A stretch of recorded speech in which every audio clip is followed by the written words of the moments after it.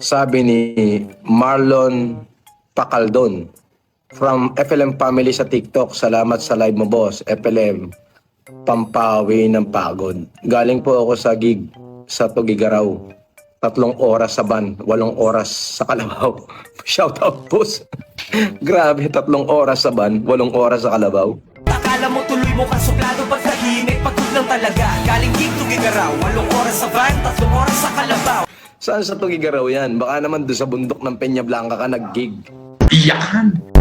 When I was a young boy, my father took me into the city to see a marching band.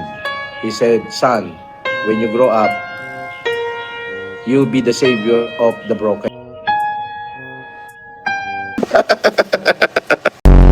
Tama ka, Boss FLM. If you had one shot, one opportunity to seize everything you ever wanted, in one moment, would you capture it or just let it slip?